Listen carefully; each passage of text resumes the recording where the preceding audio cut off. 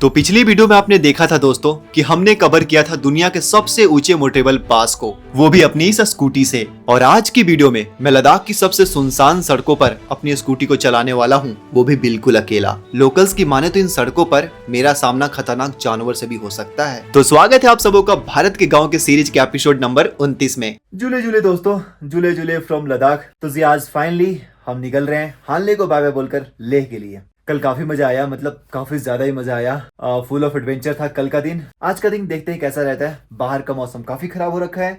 रात को टेम्परेचर -2 में चल गया था भाई। ठंड अंदर ठंड नहीं लग रही थी, अंदर सब ठीक ठाक था। दो कंबल ओढ़कर हम सो रहे थे। बाकी ये था मेरा रूम था जिसमें 3 बेड है। एक बेड का चार्ज मुझे लगा था 1000 रुपीज, तो यही लेकर मैं रहा था क्योंकि यहाँ पे भाई रूम का चार्ज बहुत ज्यादा है, 3000 4000। तो मुझे क्या था, सिर्फ सोना ही था। तो डॉर्मेट्री की जैसा ही है। यहाँ पे 3 लोग थे, वो 2 लोग चले गए उमिंगला के लिए, बाकी मैं निकल रहा हूँ लेह के लिए। फिलहाल अभी हम जाएंगे भाई मोनेस्ट्री में दर्शन करने के बाद, मतलब हानले के मोनेस्ट्री में दर्शन करने के बाद हम निकलेंगे फाइनली लेह के लिए। लेट्स गो।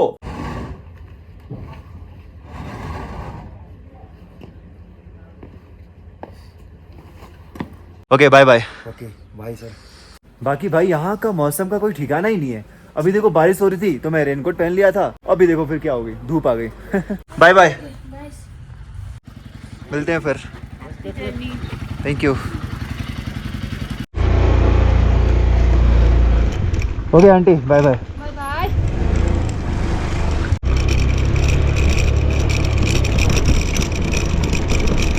वैसे कल रात को मुझे पता चला कि जो हानले गांव है लद्दाख का, जिसे मैं अभी क्रॉस कर रहा हूँ, यहाँ पर इलेक्ट्रिसिटी तो टाइम टाइम से आती ही है, साथ ही साथ नेटवर्क भी टाइम टाइम से यहाँ पे आता है। और आई थिंक इसके पीछे रीजन है इंडिया और चाइना का बॉर्डर, जो कि इस गांव से काफी पास में है। देखो हम जब ऐसे जगहों पर 1-2 दिनों के लिए आते हैं तो ये जगह हमें बहुत ही वाव लगता है, और लिटरली ये जगह वाव है भी। लेकिन वैसे लोग जो न्यू टेक्नोलॉजी से श्रापित है, उनके लिए ऐसे जगहों पर समय बिताना एक चैलेंज भरा होता है। और ये चीज कल मैंने अपने होम स्टे में नोटिस भी किया कि कैसे कल रात को कुछ लोग नेटवर्क ना मिलने के कारण एकदम छटपटा रहे थे, जैसे मछली को पानी से निकाल दो तो छटपटाने लगती है।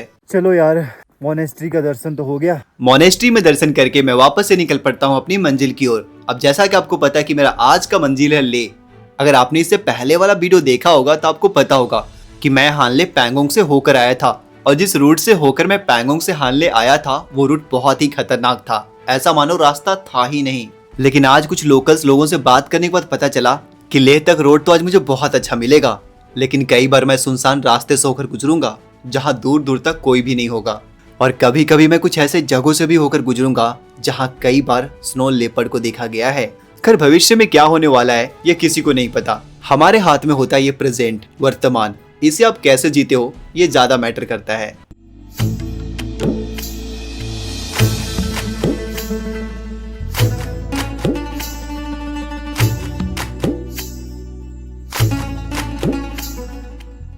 अब देखो आज की सफर थोड़ी लंबी है, तब तक मैं आपको अपने स्कूल की एक छोटी सी घटना बताता हूँ जो कि मुझसे जुड़ा हुआ है। तो बात है तब की जब मैं क्लास 6 में था। तो हमारे स्कूल में जो बैठने वाला बेंच होता है और बैग रखने वाला जो डेस्क होता है वो अटैच नहीं होता था आज की तरह। जैसे आज के स्कूलों में क्या होता है कि बेंच और जो डेस्क होता है वो आपस में जुड़ा हुआ होता है, पर हमारे यहाँ ऐसा नहीं था, वो दोनों अलग अलग था। तो हम इसकी फायदा उठाते थे दूसरों को गिराने में। मतलब जैसे ही कोई बैठने वाला होता था हम चुपके से बेंच ही हटा दिया करते थे, फिर सामने वाला इंसान धड़ाम से गिर जाया करता था। तो एक दिन क्या हुआ कि मैं अगले बेंच पर बैठा हुआ था और मेरे दोस्त लोग मेरे पीछे वाले बेंच पर बैठे हुए थे। तो उस दिन मेरे दोस्तों ने प्लान बनाया मुझे गिराने का। अब देखो स्कूल टाइम में क्या होता है कि आपको प्यास लगे या फिर सुसु, आप अकेले नहीं जाते, आप अपने साथ दोस्तों को भी लेकर जाते हो, क्योंकि अकेले जाने पर प्यास नहीं बुझ पाती, और सुसु का तो बात ही ना करो। जब तक हम एक दूसरे का देखते नहीं चेहरा, हमारा सुसु ही नहीं हो पाता है। लेकिन उस दिन जब मैंने अपने दोस्तों से पूछा कि चलेगा सुसु करने, तो उन्होंने मना कर दिया। तो मैं क्लास छोड़कर अकेले ही निकल पड़ा। सुसु करते टाइम मुझे एहसास हुआ कि कुछ तो गड़बड़ है, क्योंकि अक्सर मेरे दोस्त मेरे साथ सुसु करने आते थे लेकिन आज नहीं आए। लेकिन उस टाइम मुझे ये ध्यान नहीं आया कि उनका मेरा गिराने का प्लान है। मैंने सोचा कि चलो कोई बात नहीं, उनका मन आने का नहीं होगा, इसलिए वो नहीं आए। नेक्स्ट टाइम वो भी जो मुझे अपने साथ चलने को बोलेंगे तो मैं भी नहीं जाऊंगा, बात खत्म। मजे मजे में मैं क्लास में आता हूँ और जैसे ही अपने बेंच पर बैठने वाला होता हूँ वो लोग बेंच हटा देते हैं और मैं धड़ाम से गिर जाता हूँ। ऐसा देख मैम पढ़ाता छोड़ गुस्से में हमारे बेंच के पास आती है। मैम को गुस्से में देख मैंने सोचा क्यों ना अपने दोस्तों को थोड़ा कुटवा दिया जाए। इसलिए मैं बेहोश होने का एक्टिंग करने लगा और सारे लोगों को भी यही लगा कि मेरे सर में ज्यादा कस के चोट लग गया है और मैं बेहोश हो गया। लेकिन मैं बेहोश नहीं था, मैं तो बस एक्टिंग कर रहा था। मुझे बेहोश देख मैम ने खुद मेरे दोस्तों को नहीं पीटा, वो जाकर प्रिंसिपल सर को बुलाकर लेके आ गए भाई, जिसका मुझे बिल्कुल भी आइडिया नहीं था कि ऐसा कुछ होगा। और आपको बता दूं, हमारे स्कूल के प्रिंसिपल कोई आम प्रिंसिपल नहीं थे, वो ग्रेट खली के सौतेले भाई थे। उन्हें देखकर हमें इतना ज्यादा डर लगता था कि कुछ बच्चे तो पैंट में सुसु भी कर देते थे। अब देखो, मेरे पास दो ही ऑप्शन था। पहला, बेहोश का एक्टिंग बंद करके मैं चुपचाप बैठ जाऊं और अपने दोस्तों के साथ साथ मैं भी कुटाऊं, क्योंकि हमने क्लास जो डिस्टर्ब किया है। और दूसरा, मैं बेहोश होने का एक्टिंग कंटिन्यू रखूं और अपने दोस्त को कुटाने दूं। अब देखो, मोरल एजुकेशन के अनुसार मुझे तो अपने दोस्तों को कुटने से बचाना चाहिए था, लेकिन फिर मुझे ख्याल आया कि क्या मैं प्रिंसिपल सर का मार सह पाऊंगा? मेरे दोस्त तो मजबूत हैं, वो सह लेंगे, लेकिन मेरा क्या? इसलिए मैंने दूसरा ऑप्शन चूज किया। मैं तब तक अपना सर पकड़कर रोता रहा जब तक कि मेरे दोस्त कुटाते रहे। फिर जैसे ही प्रिंसिपल सर क्लास से बाहर गए, मैं बिल्कुल चुप। लेकिन उस दिन जो मेरे दोस्तों को मार पड़ी थी, वो मार मैं आज तक नहीं भूल पाया। ऐसा लग रहा था हमारे क्लास में WWE चल रहा हो। तो ये थी एक छोटी सी घटना मेरे स्कूल लाइफ की। सच में यार, जो स्कूल लाइफ होता है ना, वो हमारे लाइफ का गोल्डन पीरियड होता है।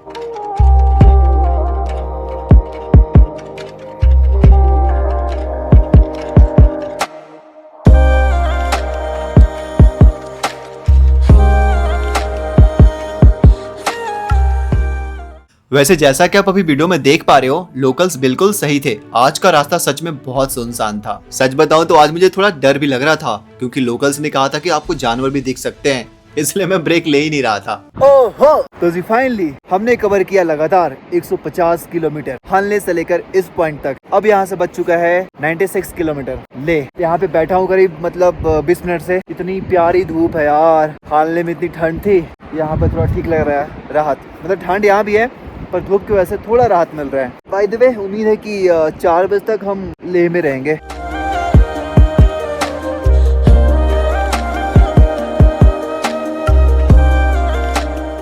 इसके बाद मैं पेट पूजा करने के लिए ब्रेक लेता हूँ। अब देखो, यहाँ मैं चावल खाकर जाने ही वाला था, तभी किसी और का मोमोज भैया मुझे ला कर दे देते हैं। फिर क्या, मैं मोमोज भी पेट में डाल लेता हूँ। चलो भाई, पेट पूजा तो हो गया।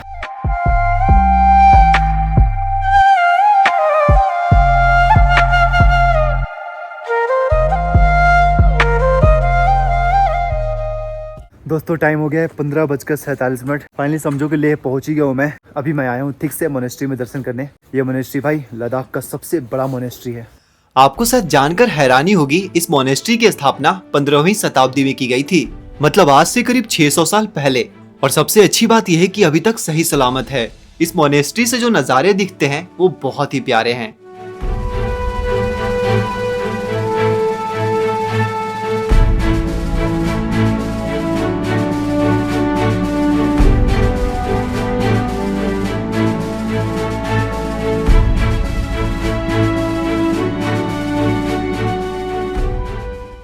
तो यार, अभी मोनेस्ट्री में विजिट कर रहा था, तो मुझे यूक्रेन से एक भाई मिले हैं जिनका नाम है बोगदान। एंड नमस्ते। ये काफ़ी टाइम से ट्रैवल कर रहे हैं, जब से मतलब यूक्रेन में वार स्टार्ट हुआ है, तब से मतलब ट्रैवल कर रहे हैं। जब वार नहीं हो रहा था तब वहाँ पे वो बिजनेस करते थे, अब उनका बिजनेस वहाँ पे ख़त्म हो गया है।